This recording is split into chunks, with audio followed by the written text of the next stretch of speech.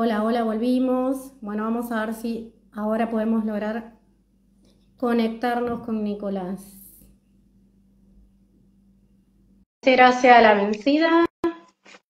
Ahí estamos.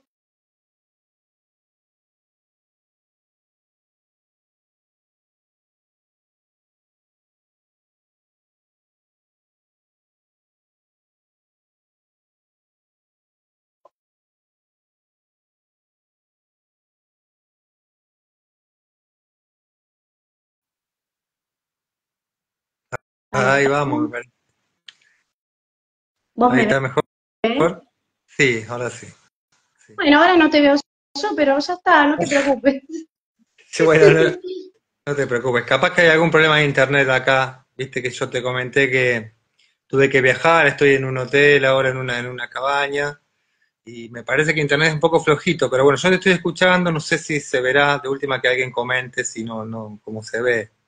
Yo te A escucho. ver, ahí está saludando Mirel. Mirel, la pregunta es si nos ven a los dos. Yo no lo O veo a no, Nicolás. que no se escuchen, no está mal. A ver, vamos a ver si Mirel nos dice si nos ve a los dos. Se escucha bien y se ve bien. Ah, mira vos. Bueno, bueno, entonces si nos ve a los dos, perfecto. En algún momento quizás podamos vernos. Claro. Bueno, yo a vos te veo, ¿eh? Ah, Igual. bueno. Bueno, Bueno, no importa entonces. Bueno, voy a hacer una breve presentación de Nicolás Auced. Nicolás nació en 1977 en la ciudad de San Justo, en la provincia de Santa Fe. En Rosario estudió música y letras en la Universidad Nacional de Rosario. Desde 2006 vive en la cordillera de Chubut. Publicó un libro de poesía en prosa titulado Paisajes con Harley Ediciones y en varias antologías como en Poesía de Necesidad y Urgencia del colectivo Poetas Resistiendo. Bueno, Nicolás, te damos la bienvenida. Qué interesante tu trabajo. bueno, te agradezco mucho. Gracias por la invitación. Me encanta la idea de Frente Cultural de La Matanza, sobre todo ese lugar que tanto queremos del resto del país, ¿eh? Es como un corazoncito ahí en la provincia de Buenos Aires, así que me encanta estar participando acá. Genial. Bueno, básicamente me interesa mucho esto de que te uniste con poetas como que están resistiendo, no sé si el título es así, si puedes contarnos un poco de qué trata toda esta unión de poetas, ¿no? Bueno, mirá, a partir de el mismo día que el actual presidente gana las elecciones el año pasado, ese domingo estuvimos charlando con Gustavo Tizoco, Ah, eh, bastante preocupados por lo que sabíamos que se iba a venir, las perspectivas eran malas y siguen siéndolo. Y en ese momento se nos ocurrió, eh, sobre todo por la trayectoria de Gustavo, por cómo yo lo veía viendo el trabajo que él viene haciendo todos los domingos en Facebook, en su propio Facebook, hace un programa muy interesante que se llama Mis Poetas Contemporáneos. Y la verdad que, además de que pasa gente muy interesante en el programa, siempre se milita la poesía desde ese espacio. Hay un lugar que es muy interesante para poner a pensar en los derechos humanos, en las disidencias, en todo lo que tenga que ver con la, con la, con el sostenimiento de los derechos. Entonces me pareció que ese espacio es un lugar donde él pone el cuerpo y la voz de los poetas. sí. Y lo primero que se me ocurrió fue llamarlo, charlar un rato, mandar unos mensajes y hacer algo. Entonces salió algo de manera medio urgente, sencillamente un grupo de Facebook que se llama Sí. Poetas Resistiendo. Al principio era para un lugar de contención, había mucha gente que estaba muy mal por lo que sabía que se iba a venir. Entonces se juntaron rápidamente alrededor del grupo muchas personas queridas y poetas de excelente nivel, Sí. y aparte que están en línea con la idea con la idea que tenemos de los derechos humanos, con la idea que tenemos de las disidencias sexuales, con las diferentes formas de la apropiación de derechos por parte del pueblo, y decidimos, en principio, charlar a ver qué hacer, qué hacemos con esto, cómo nos manejamos, qué vamos a hacer.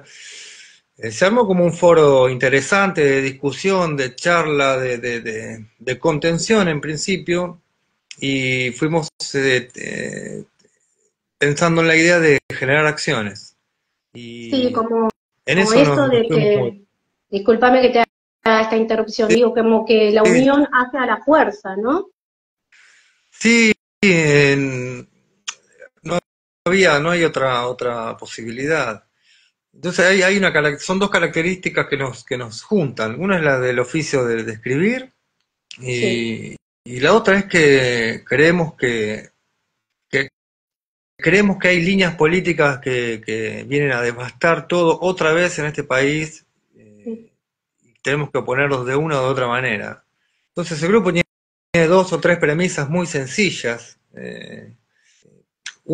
Una es esa línea política, sin ser una agrupación concretamente, pero nosotros pensamos en que todo el recorrido de los últimos 40 años de Madres y Abuelas de Plaza de Mayo es un camino a seguir, indiscutible, al menos para nosotros. Solo se discute todo. Nosotros nos plantamos en la línea de la recuperación de los derechos humanos, de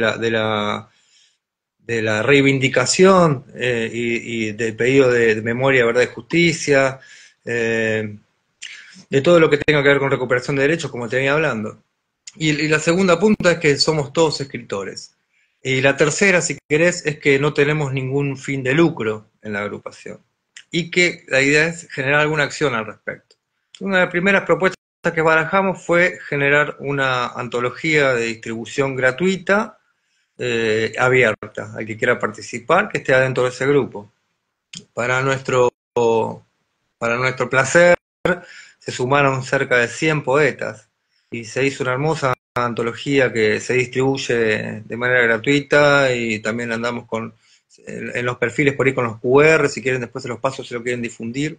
sí, Y se han juntado, la verdad, que escritores tremendos y dejaron unos textos bellísimos. Como primera acción fue esa. bien. Se fue Esta presentada el 22 de marzo.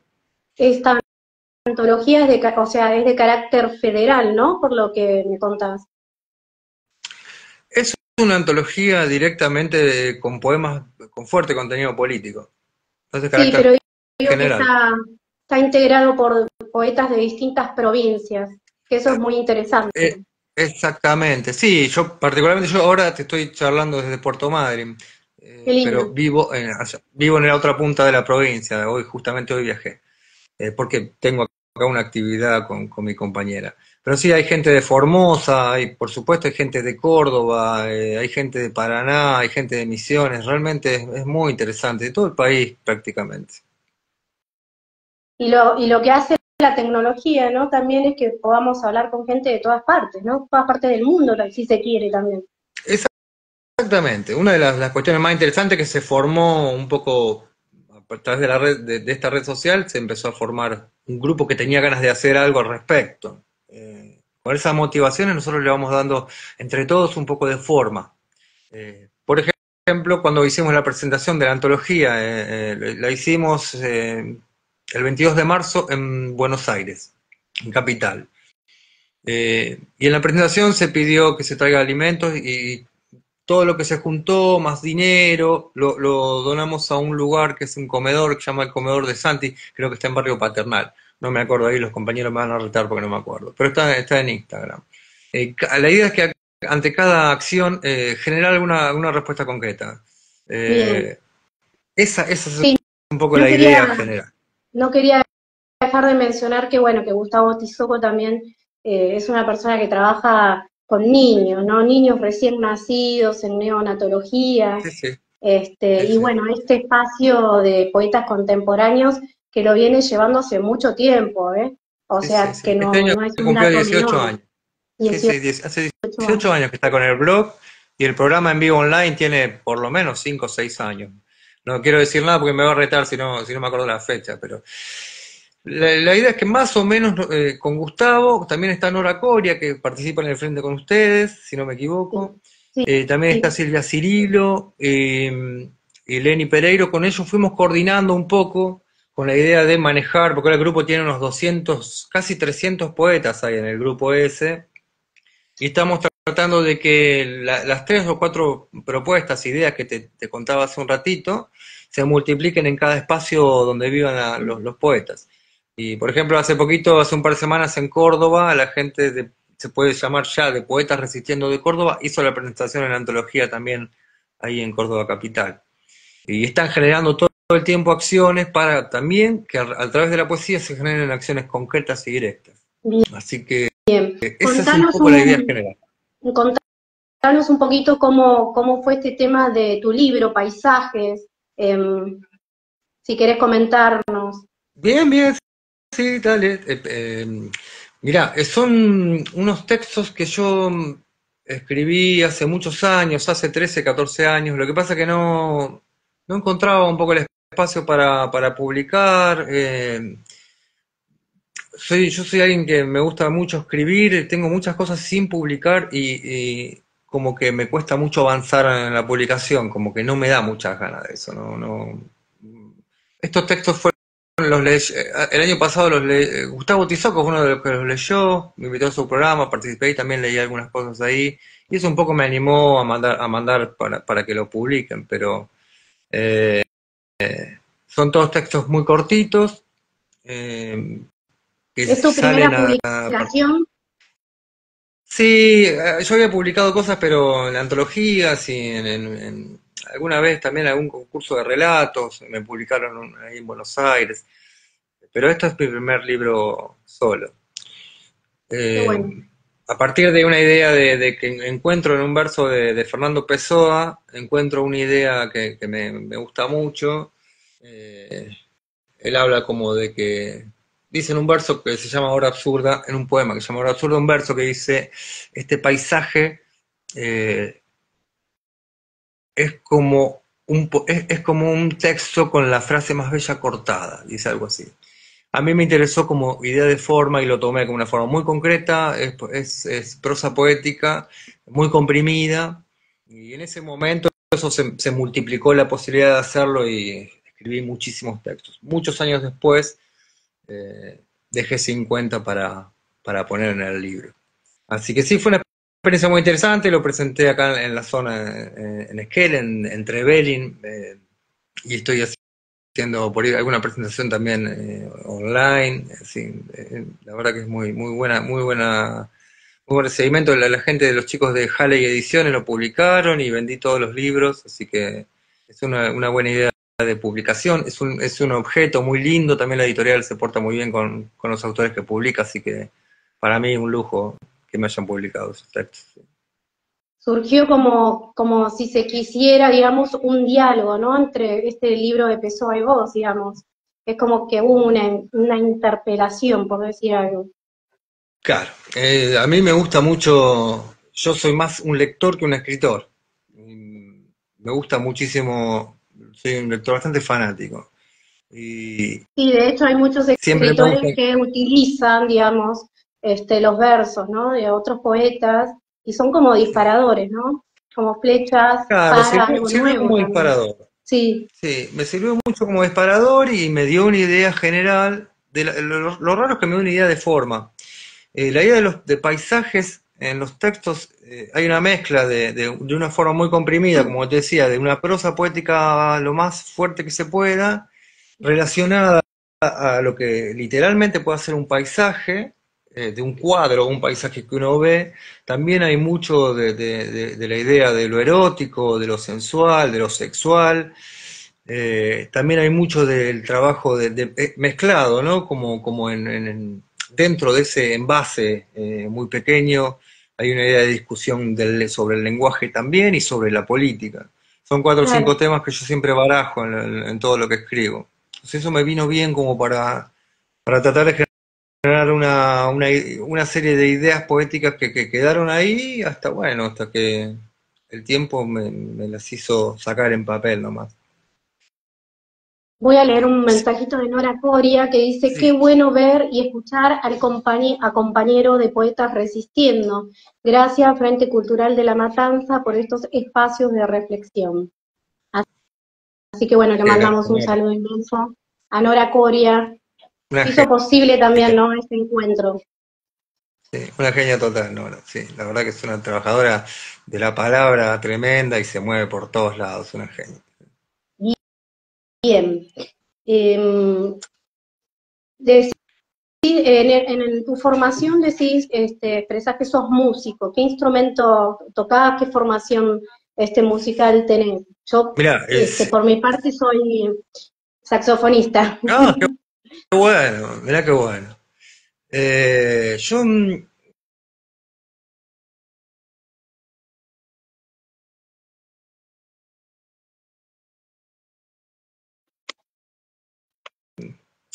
¿cómo se llama? Estudiaba la guitarra, pero era como para ser concertista, digamos, ¿no? Como una especie de licenciatura. Y son 8 años de carrera, es una bestialidad de carrera, me costó un montón. Quedó por ahí, después me vine a vivir al sur, o sea, no pude terminar la carrera. Pero siempre la música desde chico, mis viejos, mi papá era músico, mi vieja también, o sea, siempre había en mi casa un ámbito musical muy, muy fuerte. Así que bueno, yo lo musical y lo literario siempre venían juntos porque también de chico también leía mucho y me interesaba mucho, eh, por ejemplo, me acordaba el otro día leyendo un texto de Cortázar, me acordaba de una enciclopedia que había hace muchos años, que debe haber sido muy famosa en Argentina, que se llamaba El Tesoro de la Juventud. No sé si te suena. Eran salían por entregas y se iban generando los tomos, y hay como en mi casa hay como unos 20 tomos, El Tesoro de la Juventud, donde uno leía desde Alan Poe hasta cómo hacer un auto de madera, o sea, era como una enciclopedia muy, muy dispar. Y yo siempre me enganchaba mucho con la parte literaria, ahí leí, no sé, Robinson Crusoe, fragmentos de cuentos de Allan Poe, y poemas de Rimbaud, tenía una mezcla muy variable. Así que de a poco, un poco por ese lado, y otro poco porque me interesaba mucho al leer ciertos escritores, me llamaba mucho la atención y me disparaban ganas de escribir. Me disparaban como las ganas de ponerme a escribir yo también. Eso Sí, es yo un sentimiento que todavía no lo puedo pensar. acá dice Mirel, la música y la poesía están muy relacionadas. Sí, Yo en ese sentido coincido por completo. Qué interesante, no solo los sonidos, sino los silencios, ¿no? También, que es algo que también sucede en la sí, sí, poesía, sí, porque la poesía tiene todo, digamos, una musicalidad, tiene sí, un ritmo, sí, sí, sí. y Sí, está muy ligado, incluso tienen ¿no? hay un origen común, ¿no? Sí, Creo que la música, la poesía, se puede pensar por ahí, incluso la religión, tienen un origen común allá en el fondo de los siglos. En la sí, poesía se nota mucho, se nota mucho en la poesía, pero también se nota mucho en la prosa. sí, Eh, por ejemplo, Cortázar, él habla mucho de una idea de swing para ponerse a escribir narrativa, ¿no? Habla mucho del swing del jazz, y que claro. cuando ese ritmo se apaga, se terminó la música, digamos, se terminó el texto también. Eh, Sí. hay, hay una relación muy fuerte, muy directa. Incluso, mira, te cuento una anécdota que me pasó hace poquito cuando presenté el libro. Eh, una, una chica, una nena de casi 16, 16, 17 años, me dijo, cuando terminó de escuchar que leía, me preguntó si yo cuando era chico cantaba rap, ¿no? Me preguntó, ¿vos hacías rap cuando eras chico? Yo dije, no, pero pues, parecía, tenía como un ritmo, sintió el ritmo de la lectura, sintió el ritmo de la poesía y lo apuntaló con lo que ella escucha hoy. Eh, Eso me pareció interesante como fusión de lo musical, literalmente musical, y de lo que cualquier tipo de narrativa. La poesía fundamentalmente. Sí, lo importante es que despertó algo en ella, que eso ya es un montón, ¿no? Claro, sí, no, no. A mí me impresionó la relación que hizo, ¿no? Preguntar si yo había sido rapero o algo por el estilo me pareció muy interesante, porque me Se ve, mostraba la mezcla que se ve y la música que uno pone cuando lee, digamos, y la música que está en las mismas palabras, más allá de quien lo lea, ¿no? Sí, tal cual. Creo que hoy también están surgiendo estos nuevos músicos, ¿no? Del rap, del trap. Y yo creo que Sí, los niños se sienten como, este, como muy magnetizados con toda esa música. sí, Y sí, es, sí. en verdad, poesía pura, con una inteligencia tan, Sí, sí, sí, sí, sí, este, sí, sí, sí. gran- Sí, yo grande, no que pues, cada vez acercamos más a la juventud, a la poesía. yo creo que sí. Hay algunos casos que son muy interesantes. Hay un pibe que se llama Trueno. Por ejemplo, te Sí, lo comento para que veas, porque son cosas que en algunos casos tienen raíces muy profundas. Hay algunos temas donde en la música, en el ritmo que pone, aparecen cosas de Atahualpa Yupanqui o aparecen cosas de Astor Piazzolla. O sea, lo está haciendo un pibe que tiene 20 años y con una maquinita, ¿no? Como hacen ellos. tal cual. A mí hay ese tipo de trabajo, me parece que esa idea de mostrar las raíces de dónde está parado, lo hacen mucho más interesante. O un pibe que se llama Woz, que es muy conocido también, no Ah, solamente en las letras, sino que el trabajo que tiene en lo musical me parece, la verdad, que muy esperanzador para lo que pueda llegar a venir más adelante. Obviamente sí, también mucha hay casos que fuerza, son todo lo contrario. mucha fortaleza, ¿no? También en las letras, en la música. Sí, sí, sí. Y es interesante porque me puedo sentar a escucharlo por ahí con mis hijos, ¿no? Tengo un nene que tiene 14 y me estaba mostrando una revista con ese pibe Dillon. Yo no lo escuché todavía, pero ya me voy a escuchar algo de él. Y no nos queda Y eso otra. es interesante. No Claro. nos queda No, y otra. hay una, atraviesa algunas, que atraviese generaciones, me parece que es interesante. Por Tal supuesto cual. que, por eso digo, son pibes que saben quién es Charly García, saben quién es Atahualpa Yupanqui, entonces algo ahí hay de agarrarse. Es lo mismo, yo lo pienso de la misma manera, pienso la literatura. A mí me gusta ver en lo que leo las raíces de lo que está escrito, las raíces, lo que lo sostiene, qué lo sostiene, Sí, sí, quiénes fueron los predecesores que hizo que ese poema esté, o ese texto esté vivo, ¿no? Entonces cuando uno sí. va leyendo y escucha y se da cuenta de que está Juan Gelman por ahí atrás, o que está anda Borges dando vuelta, o que está, no sé, Roberto Ar dando vuelta, el que escribe se inserta en una línea histórica que a uno le interesa, o la toma o la deja. A mí eso me parece muy interesante de ver en la lectura. Por eso te decía antes que me gusta más leer que escribir. Soy bastante más fanático de la lectura que de la escritura. Sí, somos fanáticos del pensamiento, de querer sabiduría, ¿no? De querer absorber cada vez más aprendizaje. Por eso es tan interesante también, ¿no? La literatura, algo que perdura en el tiempo. Eh, sobrevivimos, digamos, a través de las letras, somos generadores de próximas generaciones, ¿no? Como ese puntapié que Eh, hablábamos antes. eh, Bueno, seleccioné acá unas frases para compartir y te invito a que hagas algún comentario con cada frase después que las vaya tirando así a modo de juego. bueno, Eh, bueno, tengo una frase acá de Rubén Darío, de poeta, que dice, el libro es fuerza, es valor, es poder, es alimento, antorcha del pensamiento y alimento del alma. ¿Qué pensás sobre todo eso? Darío era un romántico. Y romantiza, si se quiere, también el libro y se pueden pensar muchas cosas. Yo creo que los saberes hoy se encuentran diseminados en muchos lugares, en muchos espacios, no solamente en el libro como objeto. Eh, Creo que la posibilidad de trabajar y de pensar en la palabra puede generar un montón de cosas. Y puede que como cuando uno tira una botella al mar, en algún momento le llegue a alguien y la literatura se produzca. Finalmente, más Sí, allá del libro, qué interesante esto que el libro es fuerza, dice, ¿no? Muy interesante. sí, es interesante. Sí, Rubén Darío es un exponente de la poesía, es un exponente inevitable. Y me parece que es interesante la frase, ¿sí? Igual, insisto con esto, es interesante ver también cómo la poesía se mezcla con la necesidad de accionar en la realidad. claro. Por ejemplo, como en Roque Dalton, por ejemplo, ¿no? O como en Rodolfo Walsh, o como Ujú. tantos poetas, no solamente que han sido víctimas de procesos tremendos y horribles de nuestra historia, sino que han jugado con su cuerpo. La palabra es equivalente a su propio deseo y a su propio cuerpo.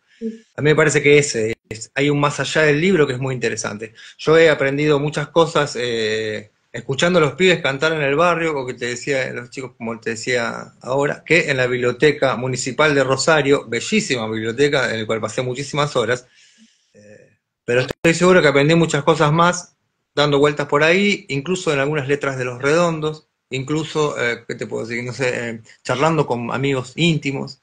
El saber se encuentra en un montón de lugares y hay que saber, lo que hay que tener, como por ahí dice Charlie García, que él tiene una antena, él siempre está con la antena abierta, ¿no? Me Sí, parece que va por ese lado. es verdad. Bueno, ahora te voy a leer una de Pizarnik que dice así. Buscar no es un verbo, sino un vértigo.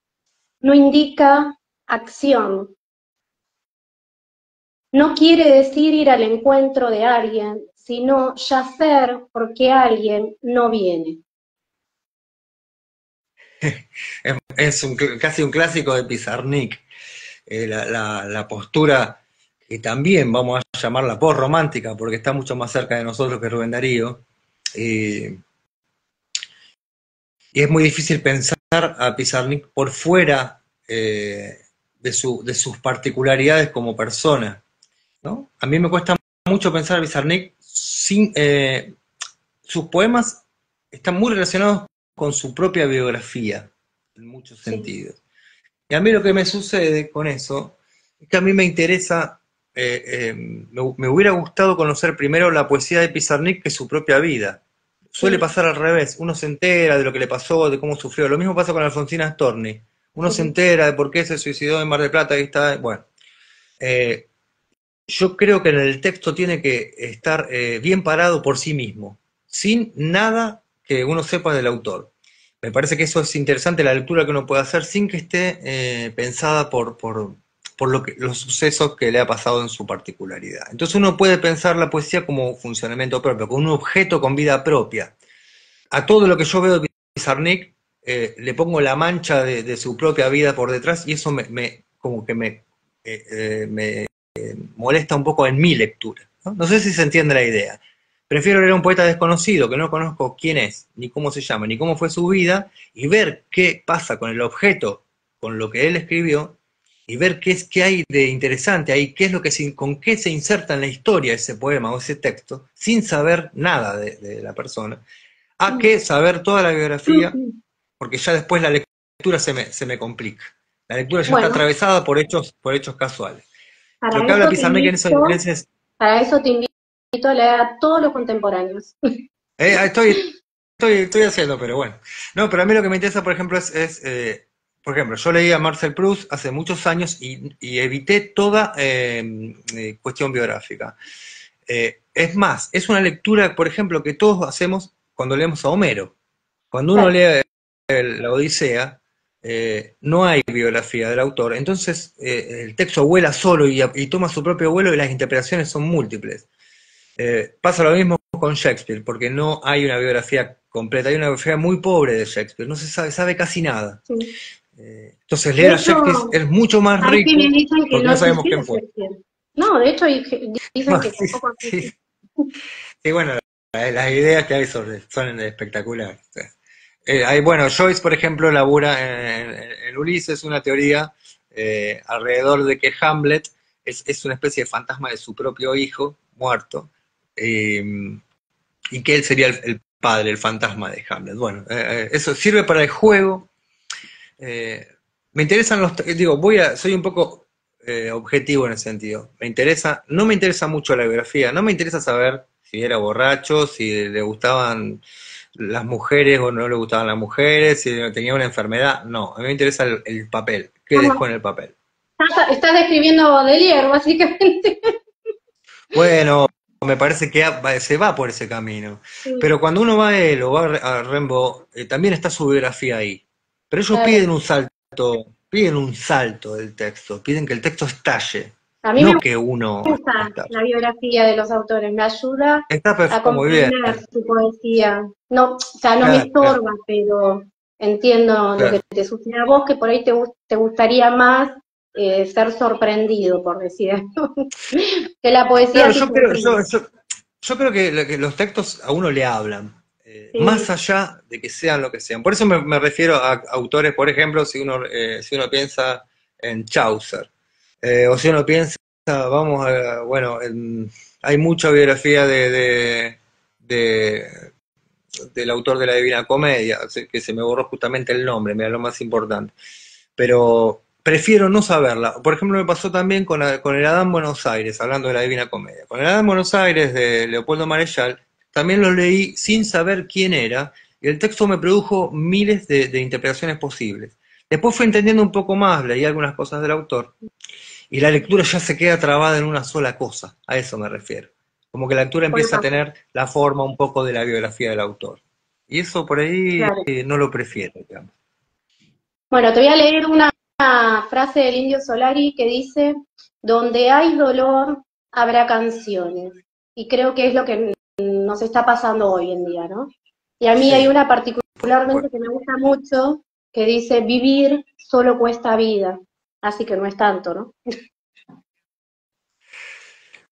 Mirá, bueno, viene el caso de lo que estábamos hablando antes. El indio hace poquito tiempo se juntó con vos, hicieron un tema juntos. Es un tema Sí, tremendo. Y ahí está el cruce sí, de generaciones.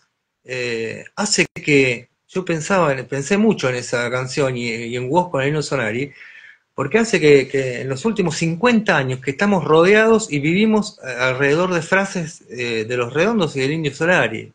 Y hay mucho que aprender ahí.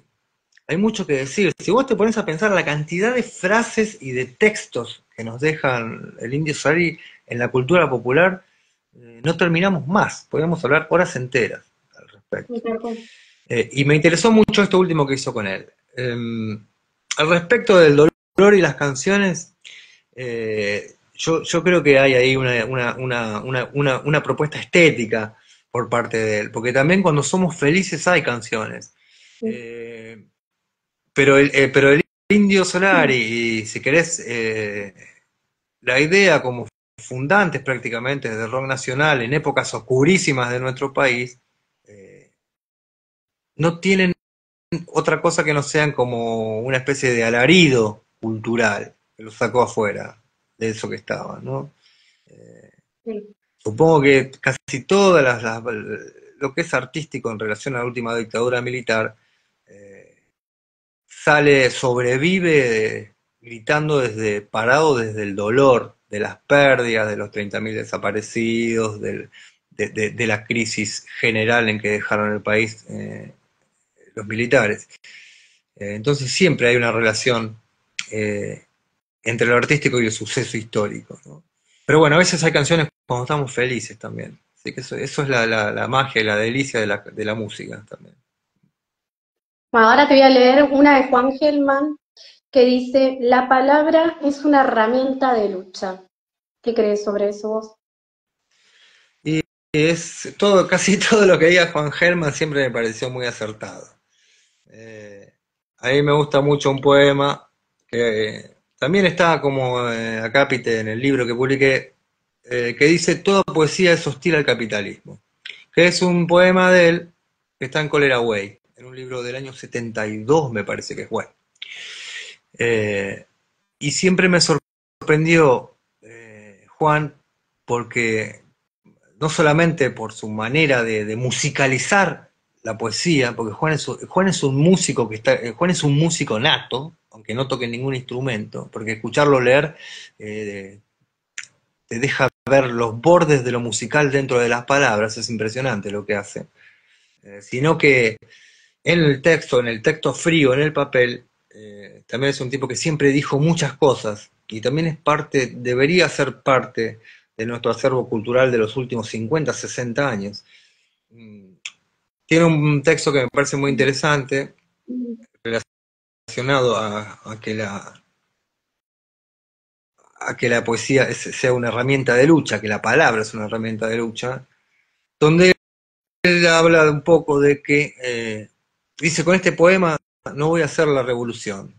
Con este poema no me voy a poder comprar un kilo de pan, con este poema va a llover y yo no me voy a, y yo me voy a mojar, con este poema no le puedo dar de comer a un perro, con este poema ni las mujeres me van a querer, pero yo igual me siento y escribo igual. Pero igual yo me siento y escribo. Sí. O sea, la idea de la palabra como objeto básico, como el ladrillo, como uno de los ladrillitos de la transformación posible, es muy correcta de mi parte, y es esa la idea que yo también seguramente la tomo de él. Las palabras nos transforman la realidad, generan realidades nuevas, y el poeta tiene un trabajo muy fuerte para hacer ahí, en relación a eso. Y más si la realidad en la que vivimos no nos gusta. Tal cual. Vuelvo Aparte, a poetas resistentes. es alimento para el alma, ¿no? El arte, o sea, eso no lo encontramos en ninguna parte. El arte, sí, claro, por supuesto, sí. Lo que hay que tener claro es que el poeta, el escritor, no solamente tiene que dar alimento para el alma, sino que también tiene que dar alimento a los que no tienen para comer. Digo, no como, como obligatoriedad, sino como una idea de oficio literario con un fondo ético.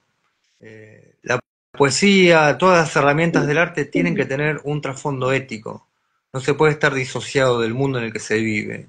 Porque eso ya deja de ser arte. Se vuelve otra cosa. Es más bien un divertimento para gente que probablemente come todos los días.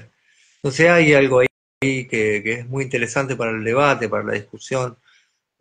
Claro, mostrar la realidad, Siempre, ¿no? Que a veces duele la realidad. sí. Y, y yo creo que a veces también eso pasa, ¿no? Como lo que duele, o sea, la realidad duele, molesta, entonces a veces cuesta Entonces hay la que poesía generar también otra. a veces, Sí, porque sí, sí, nos interpela a nosotros en nuestra propia vida. Y con esto que vos exacto, decís, que somos nosotros este, capaces de cambiar esa realidad. Entonces, en exacto. cierta forma nos hace cuestionarnos a nosotros por qué no estamos haciendo nuestras buenas acciones, si se quiere, ¿no? Sí, está bien, sí, sí, yo creo que sí, sí. Sí, la poesía, el arte como herramienta para cambiar la realidad me parece que es absolutamente válido. Y que es una de las ideas por las cuales nos juntamos con el resto de los poetas a ver cómo podemos cambiar la realidad. Por supuesto, escribiendo mejor. Sabemos que escribir mejor también es cambiar la realidad. Eh, yo creo, yo creo fuertemente que en el núcleo de las palabras se encuentra una relación de poder. Hay una relación de poder. El que impone Sí. ciertas palabras transforma la realidad. A mí me parece que el discurso siempre está, la palabra siempre está en el principio de un cambio. Puede ser bueno, puede ser malo. Yo siempre lo hablo como ejemplo. eh, Vuelvo al tema que me interesa. Yo recuerdo siempre a Néstor Kirchner en la Asunción en 2003 diciendo que era parte de una generación diezmada, que él era parte de una generación diezmada, y 10 años después había 1200, 1300 genocidas presos y se habían recuperado 100, 150 pibes que habían sido apropiados. Eso se empieza con la palabra, eso se empieza con el discurso. El discurso genera una realidad y después hay que hacer la realidad, hay que hacerla cumplir. Qué Es- importante también cuando ese- pidió que retiraran, ¿no? El cuadro de Videla, un momento icónico. sí, sí, Que por supuesto, es una forma de hacer justicia también, ¿no? absolutamente. No había otra manera de hacerlo. Aparte, en muy poquito tiempo ya arrancaron los juicios para los genocidas. Entonces eso es empezar a jugar con la palabra y llevarla adelante, llevarla con el cuerpo, que es un poco lo que planteaba Paco Brondo también. Sí. Eh, no me acuerdo, hay una frase de Paco Brondo muy conocida que dice, empuño un arma para buscar la palabra justa. Dice, empuño un arma para encontrar la palabra justa, ¿no? Hablamos de Helma, que la palabra como arma de lucha, o sea, ellos estaban en la misma sintonía y estaban y yo tomo mucho de lo que ellos dijeron. Y Bueno, hicieron. en el himno a Sarmiento dice con la espada, con la pluma y la palabra, ¿no? Bueno, Sí, ahora sí, ya no por eso, somos tan exactamente. brutales, no somos una Sí, sociedad sí, sí. tan bruta de utilizar la espada, pero sí nos ha quedado la pluma y la palabra, que no es poca cosa. Sí, sí, sí, sí. Sí, porque por eso te digo, los cambios vienen a partir de un discurso, a partir de la palabra como el primer empujón, pero pueden ser buenos y pueden ser malos. Incluso pueden ser disociados de la realidad. Por ejemplo, a mí al principio que yo escuchaba, decían algo de algún libertario, y yo pensaba en Severino Di Giovanni y los anarquistas desde el principio del siglo XX. Ellos eran libertarios, se autoproclamaban libertarios. Y ahora resulta que es todo lo contrario. Son todo lo contrario de lo que eran ellos. Entonces, bueno, me Le han recuerdo a cambiado el Osvaldo Bayer. sentido, ¿no? A la palabra, cómo le han cambiado Exacto, ese sentido, exacto, digamos. exacto, exacto. Y generan realidades nuevas con las mismas herramientas, que es la palabra. Así que la palabra es fundamental para que, incluso para que ellos estén gobernando ahora. Tal cual. Y qué importante, bueno, la memoria, ¿no? Porque, bueno, importante los libros, la historia, la cultura, que es la que nos hace recordar los sucesos, ¿no? Algo que también este gobierno quiere borrar. Y, la derecha siempre funcionó igual en este país. Incluso hay un texto de Rodolfo Walsh que lo escribe cuando estaba en la CGT de los argentinos, si no me equivoco, escribe que la oligarquía nacional se encarga como de borrar la memoria al pueblo cada vez que tiene el poder y por eso la historia se vuelve a repetir en este país. Es un texto muy cortito y muy bello y creo que tiene mucha razón. Eh, pero bueno, él con la herramienta, con su herramienta, así también murió, puso el cuerpo Rodolfo Walsh, repartiendo la carta abierta a las 3A, ¿no? 25 de marzo del 77. Sí, la Interesante verdad que eso este también. gobierno impacta con esas frases como, por ejemplo, soy el topo que va a destruir el gobierno desde adentro, ¿no? Ah, sí, sí. Choquea eso. Sí, sí, no, es un desquiciado. Lo que pasa es que yo creo que esto es el gobierno de la provocación. Sí, Ellos juegan a provocarnos y a que nosotros, y a tenernos en su agenda. Ellos imponen una agenda que suele ser bastante ridículo lo que pasa en realidad. sí, Yo por eso he dejado mucho las redes sociales y he dejado de ver bastante televisión porque el tipo dice sí. una estupidez y están todos, ellos y nosotros, hablando de lo mismo todo el día, toda la semana. Cada día viene una nueva. Entonces esta es como la era de la provocación. Yo había escuchado que, ay, se me borra el nombre, un escritor muy conocido, un novelista muy conocido, bueno, ya se me va a salir el nombre. Él decía que estábamos eh, en la época de la crueldad, era la época de la crueldad. Eh, yo no sé si están así. En este país hubo mucha crueldad, ¿no? Cuando uno piensa en la manera en que desaparecieron a tantos compañeros, es difícil que haya otra época más cruel que esa. Lo que hoy es una época que es puramente provocativa, además de la destrucción del Estado y del poder económico y de las cuestiones esenciales nuestras. Eh, pero es la época de la provocación. Todos los días te provocan con algo y te mantienen en las redes sociales un poco ciegos y un poco tontos respondiendo a las estupideces que dice uno. Entonces yo creo que hay que buscar una vuelta a eso y hay que salir de ese rulo del que no se sale nunca. Y ellos lo conocen perfectamente y manejan muy bien los medios. Entonces me parece que hay que pensar algunas otras cosas al respecto. Tal cual. Voy a leer acá un mensaje de Nora Coria que dice, voy a ver lo que escribe en la pared la tribu de mi calle, como dicen los redondos, ahí hay aprendizajes de vida, es verdad. Sí, Y después Mirel dice, las estrategias del borramiento de la memoria colectiva son de lo más variadas e invisibles. sí, sí, sí. Algunas son muy visibles. Para borrar la memoria de este país mataron a 30.000 compañeros. Para borrar la memoria de este país asesinaron a los pueblos originarios en la Patagonia, en los nortes. O sea, la memoria se borra de varias maneras, pero algunas son extremas, ¿no? En este país hay prueba concreta de eso. Sobre todo con la llamada conquista del desierto. Eh, con los asesinatos en masa de los obreros de la Patagonia en el primer gobierno de Irigoyen, con el bombardeo a Plaza de Mayo, donde donde mataron cerca de 400 civiles que estaban caminando en la plaza. Este país tiene historias largas de contar sobre cómo se borra la memoria del pueblo, ¿no? Sí, también a mí me ha impactado mucho cuando asumió el presidente actual y hizo una cita de Julio Roca, ¿no? Y eso ya Sí, nos dice mucho, ¿no? Es decir, sí, claro, citar a claro. Roca es un montón. Sí, pues mira, Esteban Bullrich, cuando fue en un momento en el gobierno de Macri, fue ministro de Educación, y en un acto en Neuquén, o sea, en la Patagonia, él dijo que iba a hacer la conquista del desierto en educación. Y Terrible. no movió no se le cayó la cara. Pasa que son parte de la oligarquía, o son parte, o son sus secretarios, digamos, porque Milei es un tipo que no tiene ninguna, fuera de joda que él no tiene ninguna casta, es un tipo que no tiene no es apellido Bullrich. El apellido Bullrich en este país tiene mucha historia. Eh, por supuesto que está haciendo que se formen nuevas castas, como los Menem, o sea, estoy tocando madera por las dudas, toca también ahí vos, pero es muy notorio cómo la oligarquía en este país en los últimos 150 años siempre está al acecho y siempre está multiplicándose para volver. Y no Tal se cual. les cae un pelo, por ejemplo, el presidente no solamente a Roca, sino que es fanático de Margaret Thatcher. Qué más podía decir alguien de manera equivocada que eso? ¿Hay algo Es una más equivocado que locura. decir eso?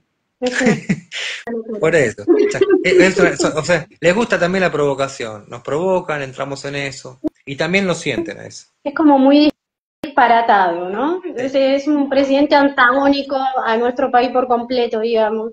Es ese sí, sí, sí, personaje sí, sí, de sí, las tinieblas. sí, sí. Pero Bueno, voy a hacer bueno, no puede ser. a tirar una frase más de Hellman para ir cerrando este espacio, que nos excedimos bastante, pero bueno, está bueno a veces. Dale. Dice, Bueno, la poesía es resistencia frente a un mundo que se vuelve cada vez más cruel, cada vez más terrible, deshumanizante, porque todo lo que pasa no está fuera de lo humano. Buah, hablaste un poco de la crueldad también. sí, no. Cualquier cita de Juan a mí me cierra siempre para algún lado. No solamente cuando habla directamente de lo político, cuando habla del amor, cuando habla de Fernando Pessoa. Vuelvo a lo que hablamos al principio también, habla del poema, en un texto de él habla del texto de la tabaquería de enfrente, del hombre de la tabaquería de enfrente. Juan es un tipo para explorarlo y para ahogarse en el océano de poesía que escribió, y donde hay mucho donde pararse. Yo creo que su obra hay que revisarla, hay que mirarla, hay que volver a verla. E incluso el Tata Cedrón hizo música con poemas de él en un disco muy hermoso. Tata Cedrón también es alguien al que hay que ir a buscarlo, porque se encargó de juntar esto que estamos hablando, la música y la poesía. Hizo música Estaba con pensando un poemas de Raúl poco González. en el lobizón, ¿no? En este hombre lobo que bueno, que tenemos que resistir a eso también, ¿no? A ese hombre lobo que nos está acechando en esta era, digamos. Puede ser, sí, sí. Algo de eso seguro va. Así que bueno, hay que juntar herramientas para resistir. Es Es eso. verdad. Bueno, Nicolás, te quiero agradecer Bueno, muchísimo, fue muy grato bueno, conocerte. Gracias bueno, por haberte sumado al espacio. Y bueno, bueno, van a seguir los conversatorios en este Frente buenísimo. Cultural de la Matanza. Así que bueno, Buenísimo.